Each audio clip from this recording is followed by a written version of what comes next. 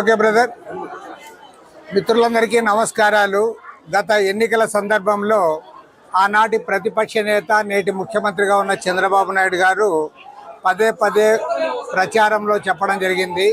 గ్రామీణ ప్రాంతాల్లో 3 సెంట్లు, అదేవిధంగా పట్టణ ప్రాంతాల్లో నగరాల్లో 2 సెంట్ల వరకు మేము ఇళ్ల స్థలాలు ఇస్తాం, ఇంటి నిర్మాణానికి 4 లక్షల రూపాయలు ఇస్తామని చెప్పడం జరిగింది. కాబట్టి ఏమంటే ఇవాళ ప్రభుత్వాన్ని 26 జిల్లాల్లో కూడా పేద వర్గాలందరూ కూడా సమీకరించి మేము ప్రభుత్వ దృష్టికి తీసుకొని పోతా ఉన్నాం. ఆ రకంగా వీళ్ళందరికీ కూడా ఇవ్వాలని చెప్పి కోరుతా ఉన్నాం. ఇంటి స్థలాలు ఇవ్వడంతో పాటు ఇంటి నిర్మాణానికి 5 లక్షల రూపాయలు ఇవ్వాలని చెప్పి కూడా ప్రభుత్వాన్ని కోరుతా ఉన్నాం.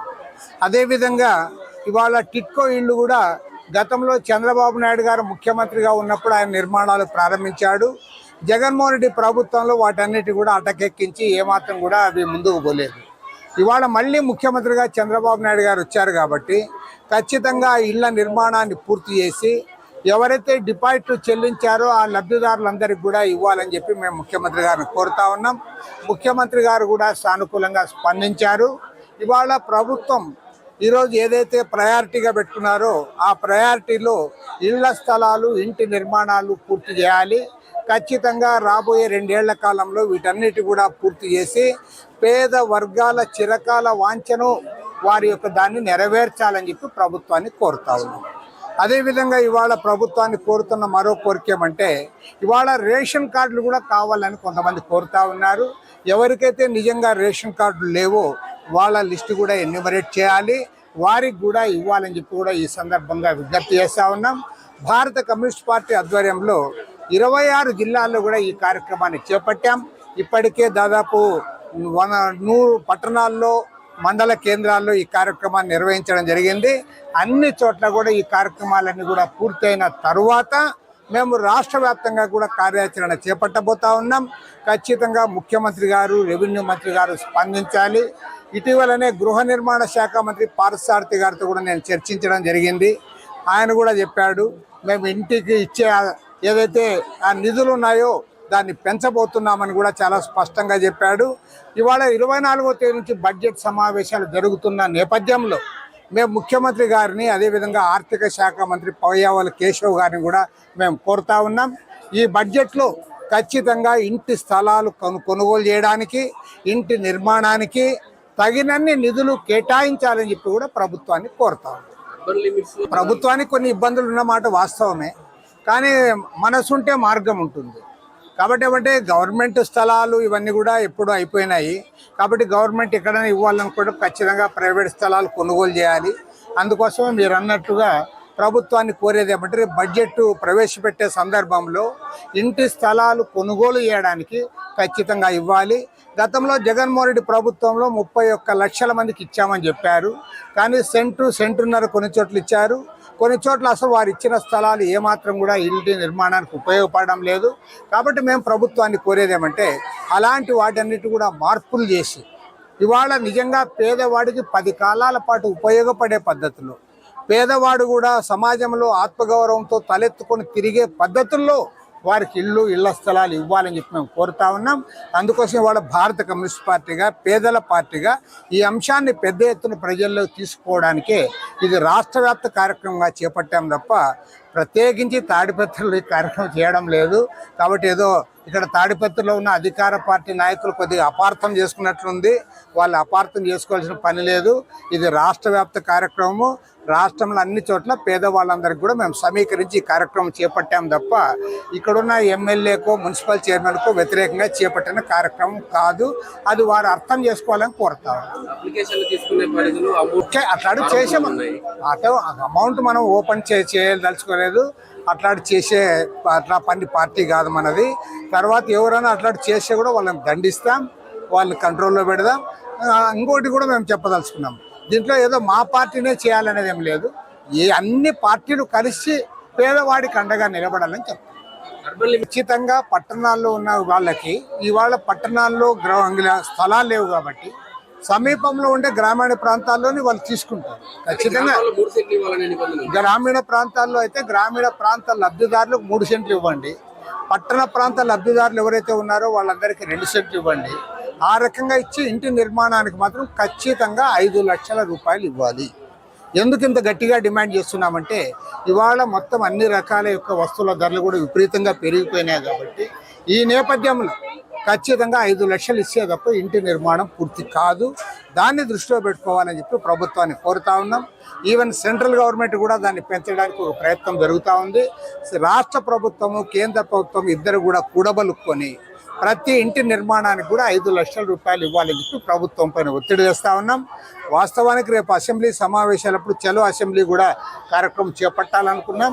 కానీ ఇవాళ ప్రభుత్వం సానుకూలంగా స్పందిస్తున్న నేపథ్యంలో, ఎందుకంటే గవర్నమెంట్ వ్యతిరేకంగా లేదు, గవర్నమెంట్ కూడా దీన్ని వారు కూడా అప్రిషియేట్ చేస్తూ ఉన్నారు.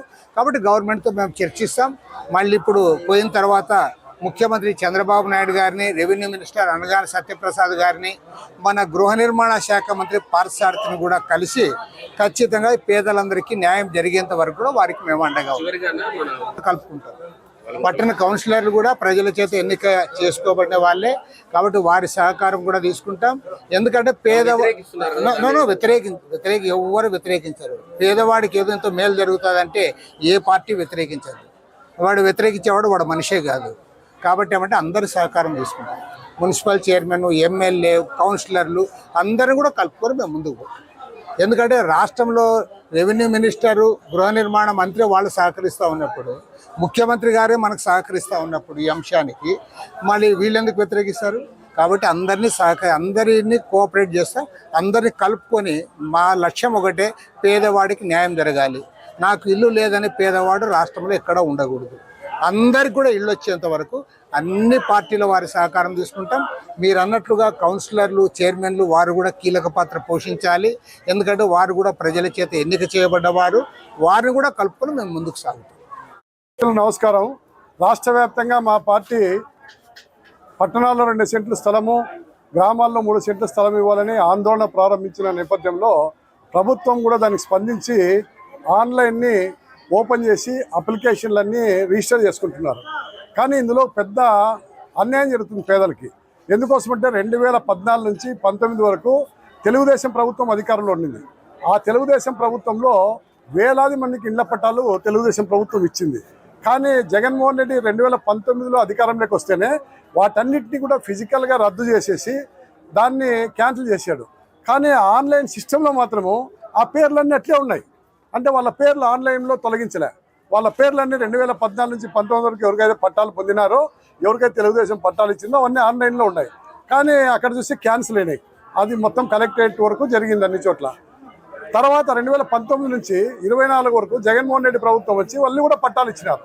వాళ్ళు 1 సెంట్ పట్టాలు ఇచ్చి వాళ్ళ పేర్లన్నీ కూడా ఆన్లైన్లోకి నమోదు చేసినారు. చేయడం వల్ల మరి ఈరోజు వారికి పట్టాలు దక్కలా, ఇల్లు దక్కలా. ఎందుకంటే కారణం 1 సెంటు స్థలం అని 1,80,000 రూపాయలని ఇల్లు కట్టుకోలే. కాకపోతే పేదల పేర్లన్నీ ఆన్లైన్లో అట్లే ఉన్నాయి. అదేవిధంగా 2014 నుంచి 19 వరకు అవి ఆన్లైన్లో ఉన్నాయి. కాబట్టి ఈరోజు కొత్తగా ఇళ్ల స్థలాలు కావాలని చెప్పి అర్జీ పెట్టిపోతే వాళ్ళ అర్జీ అది స్వీకరించడంలో ఆన్లైన్. ఎందుకంటే మీకు ఆల్రెడీ ఇచ్చారు కదా, మీకు పట్టా ఉంది కదా అని చెప్పనని తహసీల్దార్లు చెప్తా ఉన్నారు. వాస్తవంగా పేదలకు పట్టాలు దక్కలేదు. దక్కిన పట్టాలు కూడా క్యాన్సిల్ చేశారు. తెలుగుదేశం జగన్మోహన్ రెడ్డి క్యాన్సిల్ చేశాడు. జగన్మోహన్ రెడ్డి ఇచ్చిన పట్టాలు నిరుపయోగంగా మారినాయి. దానికోసమని పేదలకు అన్యాయం జరుగుతుంది. ఈరోజు ముఖ్యంగా ఈ తాడిపత్రి కాన్స్టిట్యున్సీలో చేస్తున్నాం కాబట్టి కొంచెం అంతో ఇంత ప్రభుత్వం దగ్గర కానీ చంద్రబాబు నాయుడు దగ్గర కానీ గట్టిగా మాట్లాడే వ్యక్తి జేసీ ప్రభాకర్ రెడ్డి ఎమ్మెల్యే కాకపోయినా, మాజీ ఎమ్మెల్యే హోదాలో అయినా చంద్రబాబు నాయుడు గారు చెప్పి రాష్ట్ర వ్యాప్తంగా ఉన్నటువంటి సమస్యని, పేదలకు అన్యాయం జరుపుకోకుండా ఆన్లైన్లో ఉన్నటువంటి గతంలో ఉన్న పేర్లన్నీ కూడా తొలగించాలా. లేదంటే సచివాలయం వారిగా అన్ని కూడా ఎంక్వైరీ చేసి నిజమైన లబ్ధిదారులకి ఖచ్చితంగా ఇళ్ల స్థలాలు చేరాలని చెప్పి కోరుతా ఉన్నాము. గతంలో ఉన్నటువంటి పేర్లని కూడా తొలగించాలని చెప్పాలని డిమాండ్ చేస్తూ ఉన్నాము. ఆ వైపు ప్రభుత్వం చర్య తీసుకోవాలని సిపిఐ పార్టీగా డిమాండ్ చేస్తా ఉన్నాం. నిర్వహించడం జరిగింది. ఈ ధర్నా కార్యక్రమంలో ఏపీ సిపిఐ రాష్ట్ర కార్యదర్శి రామకృష్ణ గారు ఇవాళ పాల్గొనడం ద్వారా దీని ప్రాముఖ్యత పెరిగింది. అర్హులైనటువంటి వారందరూ కూడా వాళ్ళకి ఇళ్ల స్థలాలు ఇవ్వాలని చెప్పి ఇవాళ పేదవాళ్ళతో కూడా ఇక్కడ మాట్లాడించినాము. వారు కూడా చెప్తా ఉన్నాం, వాళ్ళ బాధాకరమైన అంశం ఏమంటే 10 ఏళ్ళుగా 20 ఏళ్ళుగా ఉంటా ఉన్నాం, మేము వాళ్ళంతా చాలా అసలు బాడుగులు కట్టుకుంటా ఉన్నాం, ఇబ్బందికరమైన పరిస్థితులు ఉన్నాయి, ధరలు పెరిగినాయి అని ఈ రకంగా అందరూ కూడా వాళ్ళంతా గోడు వెళ్ళబోసుకుంటా ఉన్నారు. అందుకనే జగన్మోహన్ రెడ్డి ఫెయిల్ అయిపోయినాడు. 33 లక్షల మందికి రాష్ట్ర వ్యాప్తంగా ఇళ్ల స్థలాల పట్టాల కాగితాలు ఇచ్చినాడు, కానీ ఎక్కడ కూడా నిర్మాణం జరగలే. మీ 1,80,000 రూపాయలతో ఇండ్లు ఎట్లా కట్టుకుంటారు? 30,000 రూపాయలు మహిళా సంఘాల ద్వారా తీసుకున్నారు. ఆ 1,50,000 రూపాయలు కూడా కేంద్ర ప్రభుత్వం ఇచ్చింది, కానీ ఈ ప్రభుత్వంగా జగన్మోహన్ రెడ్డి ప్రభుత్వం ఇవ్వాల. అందుకని ఇవాళ ప్రధానంగా రామకృష్ణ గారు ఏదైతే డిమాండ్ చేసినాడో, ఇవాళ పట్టణాల్లో నగరాల్లో 2 సెంట్ల స్థలము, గ్రామాల్లో 3 సెంట్ల స్థలం ఇస్తూనే ఇవాళ 4 లక్షల రూపాయలు ఏదైతే చంద్రబాబు నాయుడు చెప్పాలో 1,00,000 రూపాయలు పెంచినాడు. 1,00,000 రూపాయలు పెంచి డిమాండ్ చేయడం ఏమంటే రామకృష్ణ గారు, ఇసుక, ఇనుము, ఇటుక ఇవన్నీ కూడా ధరలు పెరిగినాయి కాబట్టి 5 లక్షల రూపాయలు ఇమ్మన్నారు. తండోపతండాలుగా జనం ఎందుకు వస్తున్నారంటే ఇంతవరకు ఇళ్ల స్థలాలు ఇచ్చిన పాపాన పోలే. అందుకే ఇక్కడ వచ్చేటప్పుడు తాడిపత్రి కూడా నేను జేసీ ప్రభాకర్ రెడ్డి గారితో కూడా మాట్లాడాను, ఇతరులతో కూడా మాట్లాడాను. పోలీసు వారు కూడా బాగా సహకరించారు. నేను ప్రధానంగా వారికి మనవి చేసేది ఏమంటే ఇళ్ల స్థలాల సమస్య ఇక్కడ పరిష్కారం కావాలి. ఇందాక పాత్రికేయులు ప్రశ్నిస్తూ ఉన్నారు, ఈ పట్టణాల్లో ఉన్నటువంటి గ్రామాల దగ్గర అంతా కూడా ల్యాండ్ ఎక్వైరీ చేస్తారు కదా, వాళ్ళకి ఎట్లా అంటే వాళ్ళకి పట్టణంలో ఉన్నటువంటి వారే కాబట్టి వాళ్ళకి 2 సెంట్లు ఇవ్వాలి. పల్లెల్లో ఉండి అక్కడ బాడుగులకు ఉన్నటువంటి వారికైతే వాళ్ళకి 3 సెంట్లు ఇవ్వాలి. ఆ రకంగా అంతా కూడా దీనికి న్యాయం జరగాలని చెప్పి ఇవాళ ప్రధానంగా తాడిపత్రిలో జరిగినటువంటి ధర్నా సందర్భంగా ఇక్కడ అందరూ కూడా మాట్లాడడం జరిగింది. ఖచ్చితంగా ఈ ఇళ్ల స్థలాల సమస్య పరిష్కారం కావడానికి చంద్రబాబు నాయుడు జనవరి 17వ తారీఖున క్యాబినెట్లో ఆమోదం తెలియజేశారు. అదేవిధంగా జనవరి 28వ తారీఖున మార్గదర్శకాలు కూడా నిర్దేశం చేశారు. డెఫినెట్గా ఇళ్ల స్థలాల సమస్య పరిష్కారం అవుతుందని చెప్పి మేము ఆశిస్తా ఉన్నాం. ప్రజలందరూ కూడా దీంట్లో పాల్గొన్నందుకు వాళ్ళందరూ కూడా కమ్యూనిస్ట్ పార్టీ జిల్లా తరఫున వారందరికీ కృతజ్ఞతలు తెలియజేస్తాం.